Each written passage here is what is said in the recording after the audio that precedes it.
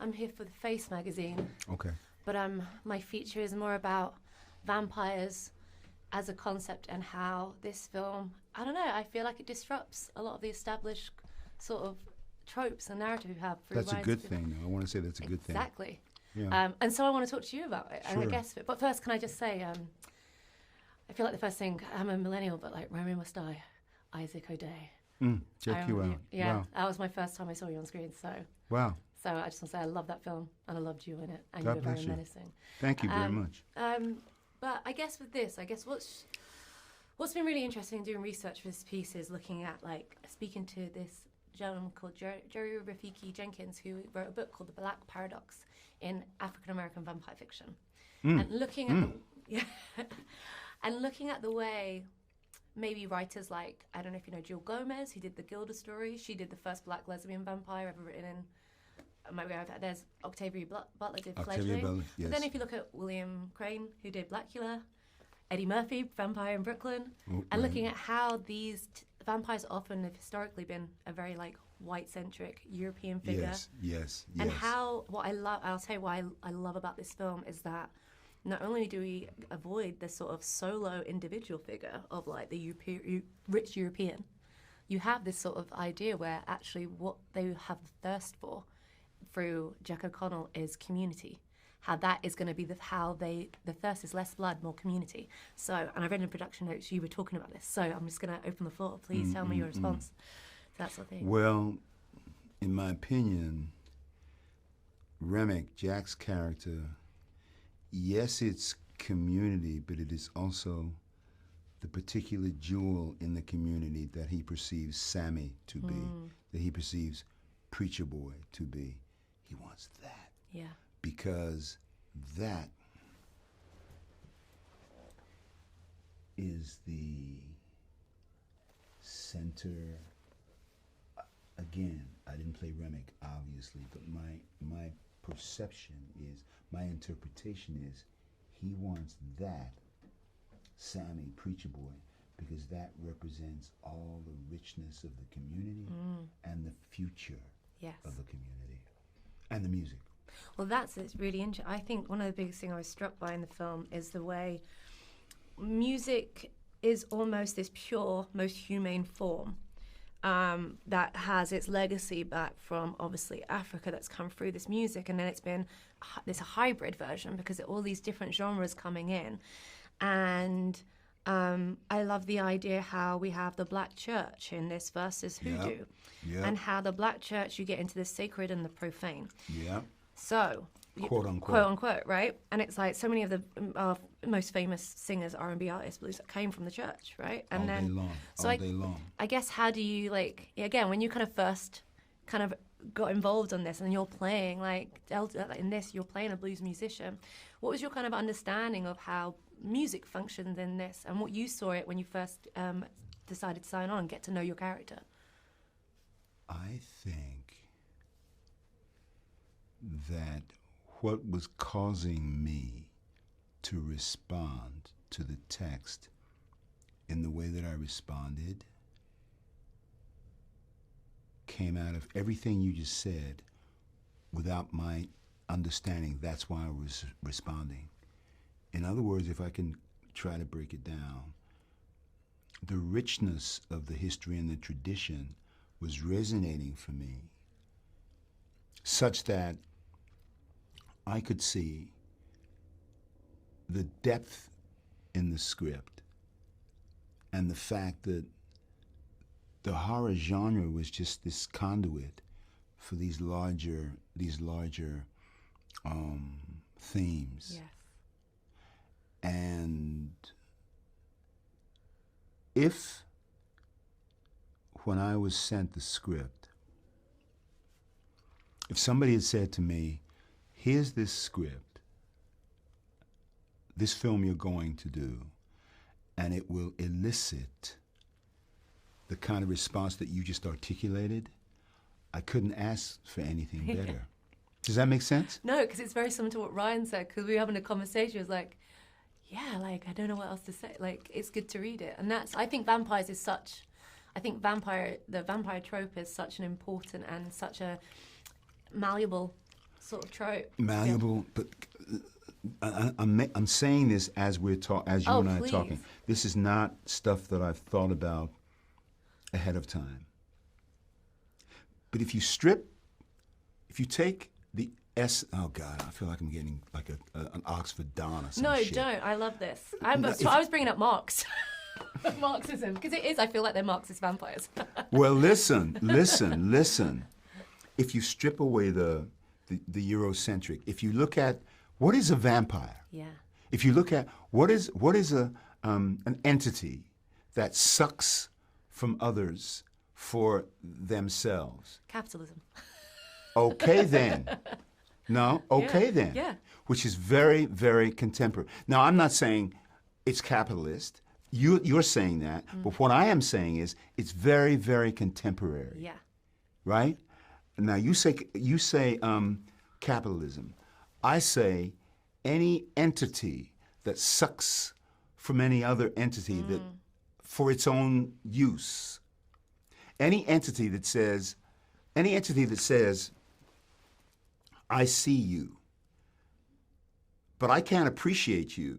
No, I have to take from you. And if taking from you involves destroying you, then Yeah.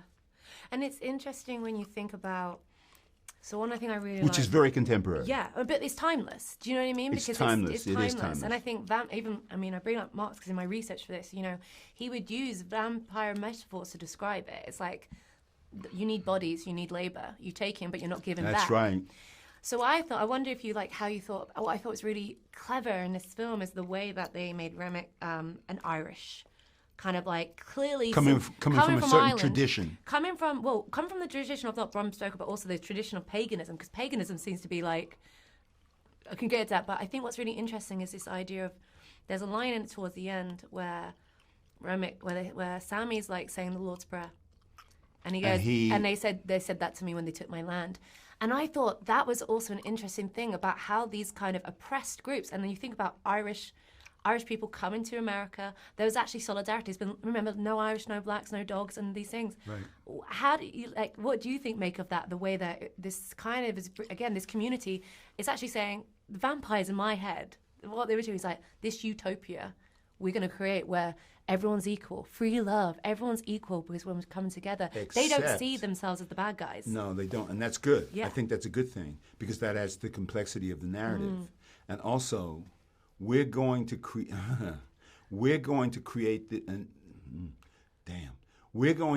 this utopia, but there's one little thing we got to do in order to create this. We got to kill y'all. Yeah. And not only do we have to destroy you, we have to destroy you violently. Yeah. And when that's all done, we'll have a utopia. Yeah. I think they see it, it's kind of this, but then in a way that's the same, it's like, they were going to die this way, but at least they're going to die by the KKK. And I think it's also just the implicit of like how so much about what's going on with the juke joint and this for us by us and this community who are mixed cultures, obviously, but this sense that the minute they take the white man's dollar, when they're like, we're going to get this money. It's over. And I think it's over. And then I guess packing that in with the music, and you think about music and who has historically made money from black music. So I guess like, how are you feeling about that? You're telling it. You're telling it. That's it. But I want to quote you. You want to quote me? Okay. Well, I don't want to put words in your mouth, but like, what is it conjure? I have a quote for you. Right on. I'm not being glib. Yeah. Right on. Because everything you said is so accurate. Who has made money from black music? But listen, this is very tricky now. I want to address the whole question, the whole notion of exploitation, which is the larger, or one of the larger themes. And it's so interesting. You identify as soon as the money changes hands, as soon as the fucking money changes hands. Even using a mulatto character as the one fostering, it's like... But she doesn't know that. No, she doesn't realize. Know that. But that's the kind of unease and insecurity of mixed identity as well. I don't know. When I was asking Ryan, he seemed to like... it was interesting because I feel like he's like, you're smart, you read it. And I was like, yeah, but like, tell me, am I right? Yeah, but listen. But yeah. here's the thing. Here's the thing about responding to somebody such as yourself who sees very deeply into this material. You may or may not be seeing things. When I say that you may or may not be seeing things that were not intended, I don't mean that Ryan hadn't thought about it. I don't mean that. What I mean is, and it's really difficult for me to even articulate what I mean. If you, as an audience, say to me, as a participant in this narrative, if you say to me, as soon as that money changes hands, it's over. If that's what you got, more power to you. That's not there, it is there. Yeah. If you had said to me prior to articulating what you articulated, if you had said to me, what do you think about the money? Or what do you, I mean, I may or may not have, I know that that's what it is, but you're deconstructing it. You know what you're doing? You're taking, it's not minutia, you are granular. Yeah. You have a very granular deconstruction, interpretation, and there's nothing wrong with that. Ryan, all of it, we may or may not have been. Yeah. We're saying, here's this thing, and we're putting in these various elements into this thing. You know what? Make of it what you will. Yeah. And I think so much about, and it's not to be like academic or anything, but these concepts existed beyond saying Marx or whatever. It's like, these are themes and feelings and what you're seeing, and that you don't necessarily have to say, this is a Marxist, I made a Marxist thing. It's like, no, I made a piece. And if you recognize that the systems that I'm showing and how actually, I don't know, I see it as like colonialism, Western colonialism has had such an adverse effect on so many marginalized communities. Even like Christianity, all which is a day long. Yeah. Some of the most intense violence on the planet has been effected in the name of Christianity. Yeah, yeah. You know, which is so compelling when you have the Black Church, because so much about that is, some people, I spoke to this Rafiki, and he was like, you know, there's some people who believe that Christianity was their salvation, that being salvation from paganism from Africa. And it's that sort of interesting mindset where it's like, I love how in the film, Christianity doesn't save you, hoodoo does. All day long. Yeah. And if you look at, that's exactly right. And if you look at when Christianity was plopped down on the African continent, what the fuck happened? Yeah. Everywhere. Well, everywhere. But I'm just yeah, thinking. Exactly. And then people hold on to it. And it's also this kind of insane thing when you get into, I guess, what that represents, especially when it comes to music. Again, it's okay when you're giving your money to hear gospel music in the church, because I think Ryan was talking about how, again, when you put money into it, when money gets involved in art, it kind of distorts things. Art and commerce. Yeah. Art and commerce. Yeah. Whatever that relationship is between art and commerce, and how it can be such a fine line. It can be a warped line. But when you think in terms of art and commerce, they're both hugely prodigious entities. Yeah. And as a creative worker, the impact of the coming together of those two things, there are always consequences. Yeah. And this is why, you know, I think it's really interesting, even in this film in general, this kind of where we're at now with filmmaking. I mean, if I feel where like, are we at with filmmaking? Well, in the sense that this feels like a disruptive thing because it's an original. This film feels disruptive because it's an original concept. It's also, again, looking at the history of Black filmmakers who've been able to make a vampire story. It's often, again, like, you know, white men telling or white stories. I mean, we've done Nosferatu, which is great. We've got dozens of those. And I think about Black Theatre and when it came out. And also I think about this as, in a way, also a sort of blaxploitation film, in the sense of this as blaxploitation? As in, like, the kind of themes of it, in the sense of often where I think of that, like, coffee or, like, but, like, if I think about... Oh, Pam Grier. But I think about, like, how often... Did you wear that intentionally? Yeah.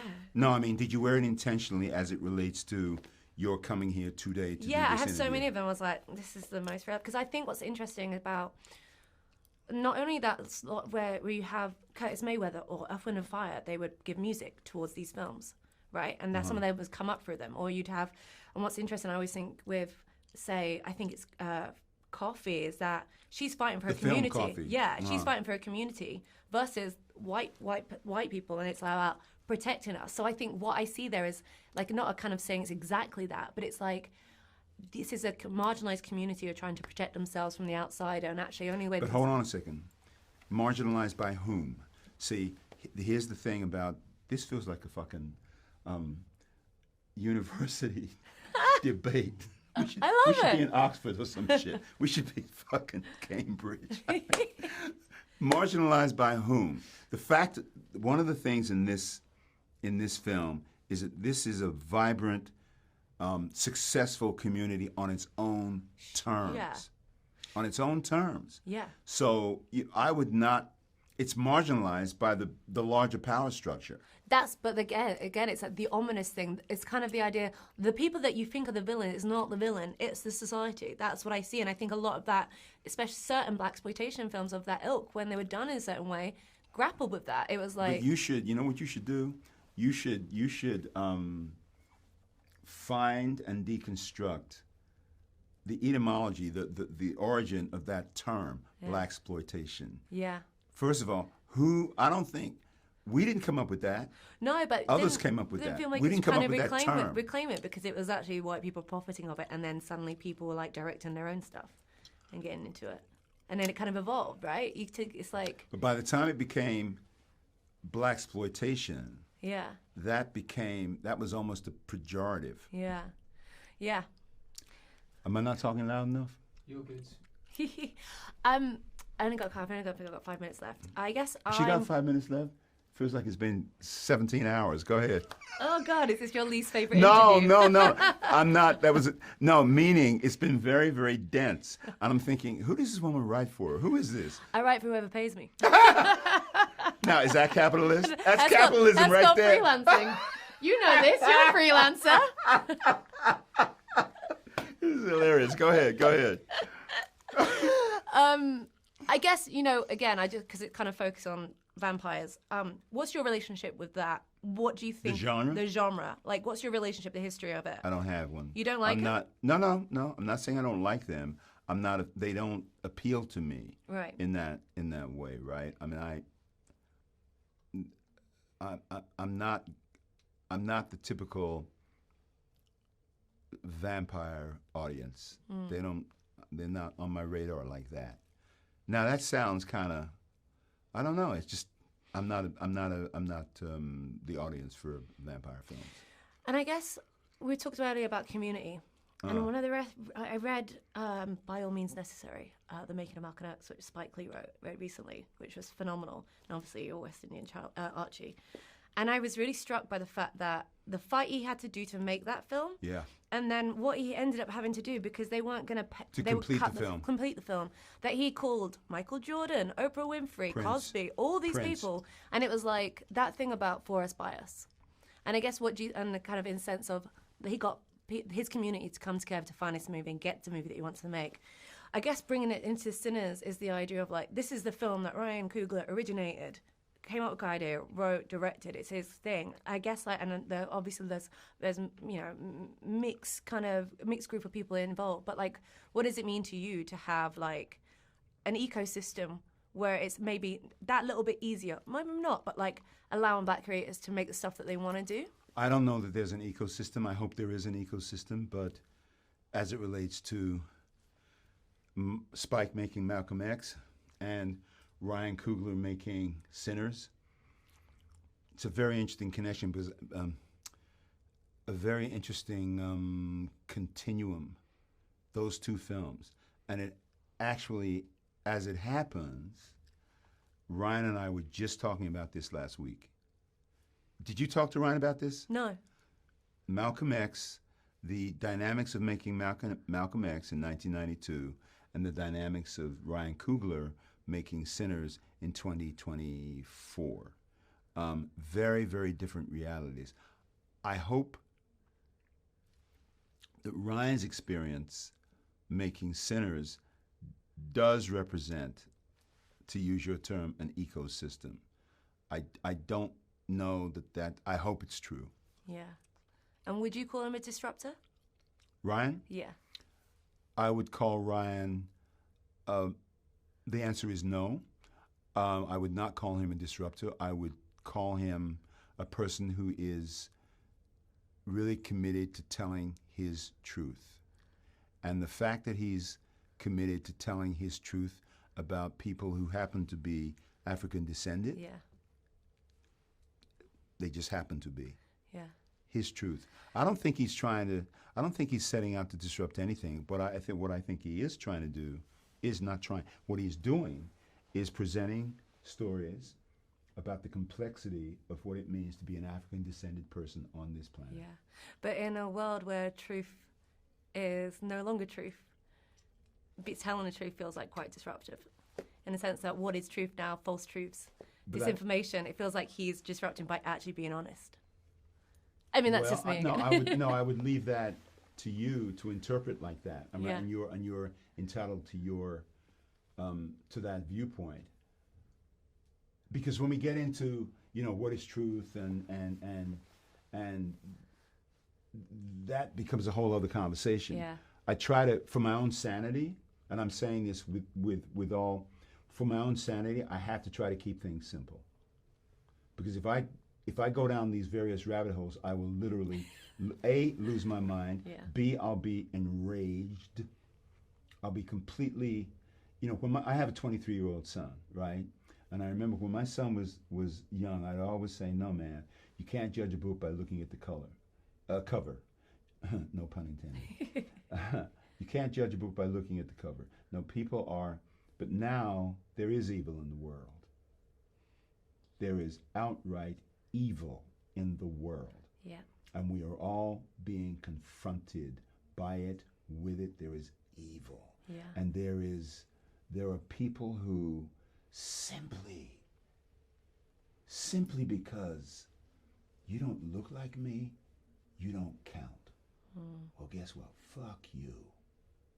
And one has to live one's life, unfortunately, with a giant. This has to be the guiding principle. Yeah. This here Yeah. has to be the guiding principle with these people, against these people. To quote your TV show, which I adore, The Good Fight, and the guy who plays PI, it's like, sometimes you just got to punch a Nazi. Sometimes you just got to do it. No, you do. Yeah. You do. I'm going to wrap up. Delroy, I don't want to be in your head. Your head is like, fuck, man. What is your head? Jesus Christ. But thank you.